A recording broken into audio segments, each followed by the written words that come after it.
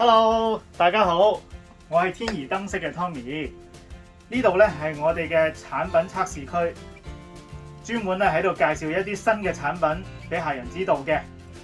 大家記住喎，天宜燈飾只此一家，冇其他分店。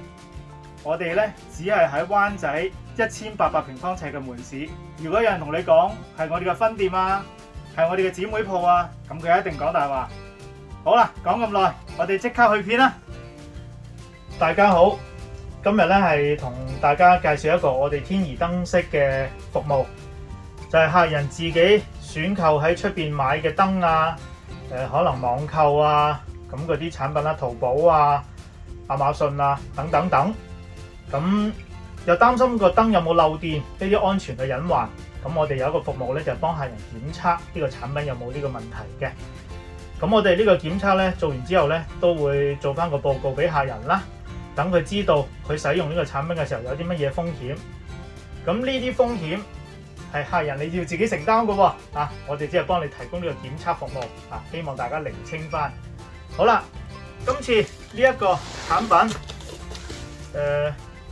睇到係呢種包裝盒啦，咁應該係淘寶噶啦。OK， 客人都同我講咗噶啦淘寶，不過再大家重新講一次啦。OK， 開箱睇睇佢入邊先。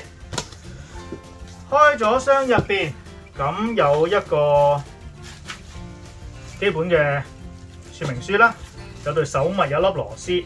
咁如果我哋公司裝咧，就唔會用呢啲螺絲嘅，我哋會用拉爆螺絲。呢啲膠質咧，呢啲叫飛機質，咁咧其實就唔安全嘅。原因點解？經過時間啦，佢有機會下墜落嚟嘅時候，咁用呢啲唔安全，一定我哋公司用拉爆。咁就建議你都唔好用呢啲啦，你揾裝修師傅裝咩都好，記得。OK， 手襪，一份說明書。OK， 說明書入邊咧英文嘅，咁但係以我經驗睇咧，呢度呢個說明書同呢支燈應該唔係有太大嘅關聯性，佢只係一個叫做整體嘅說明書，即係可能佢成個系列都用同一種說明書，佢冇好 detail 話俾你聽呢支燈點樣裝嘅。好，入邊有一個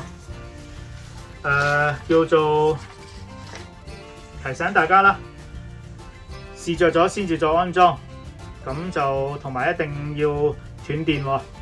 咁啊呢個係佢哋入邊嘅呢啲資料啦，咁一份唔知咩紙啦，咁唔理佢啦。好，到呢個產品我哋睇到啦，佢係一個白色，呢度係金屬嚟嘅，呢度有一啲纖維啦，咁就一支吊燈啦 ，LED 吊燈，咁功率咧就係呢個0.18A 係佢電流，功率35火，咁又有型號啦，咁裝咗出嚟咧，應該就係咁嘅樣嘅。呢支吊燈啦 ，OK， 呢一部分入邊佢俾咗一條試燈線，都寫咗啦。呢條淨係試燈線用，唔可以當真正嘅供電系統。呢條試燈線嘅粗度咧，就咁試觀睇咧，應該係0.5mm 嗰啲嚟嘅。咁香港基本要求咧要1mm嘅佔面積嘅線啦。咁顏色係啱嘅，呢個棕啡色同埋藍色，有同你駁水線嘅喺個盒度 ，OK。咁就入邊有寫住啦，當心觸電。咁我哋依家試着佢先，試着佢先。嗱，試着佢有冇漏電係兩件事，記住係兩件事。漏電有啲咩風險？我哋 Google 下啦，唔喺呢度長講啦。好，我依家用一個快速嘅測試。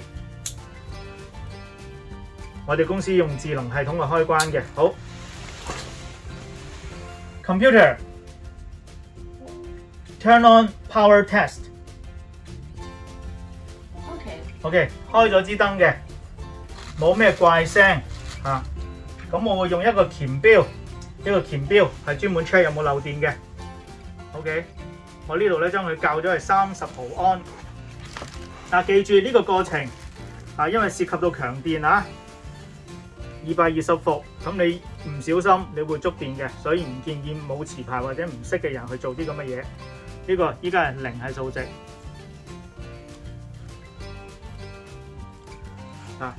呢度佢嘅 A 數同佢所寫嘅係差唔多，點解會見到0.17到0.21不停咁樣跳嘅咧？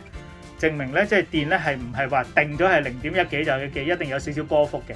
OK， 呢條鉗緊條 N 線，鉗埋另外一條雙線，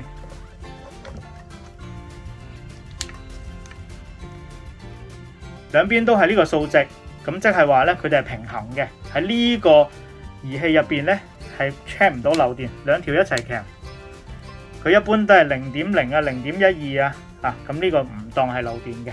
OK。好，電子儀器佢一定有時有啲敏感，咁但係咧，依家我要同大家試一樣嘢咧，就係佢呢個殼本身有冇電。嗱，記住我哋呢度係一個紙箱，一個絕緣嘅物料，絕緣嘅物料。萬能錶，坊間好多地方有得買啦，將佢撥去250嗰度 ，OK， 我度落去。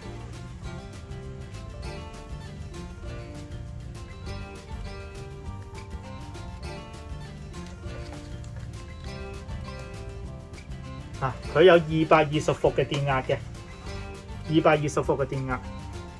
咁我依家咧將其中一支錶針度落去呢個產品嘅裸露金屬部分。嗱，呢粒螺絲接近有100伏嘅 ，OK， 即係話咧呢個殼本身咧都係帶電嘅。但如果喺我嘅角度嚟講咧，呢個就係一個漏電嘅狀況。呢一粒螺絲，另外呢一粒螺絲，總之係金屬部分，我哋用金屬部分螺絲，呢啲唔係金屬部分，金屬部分，咁有一定嘅程度嘅漏電嘅。咁我哋嘅測試咧，其實就係話到俾人聽呢個產品有冇漏電。風險係人你自己要衡量，點樣去使用佢啦。咁最主要一定要安全第一。好啦，今日咧呢條片咧講到差唔多啦，咁下次再講啦，拜拜。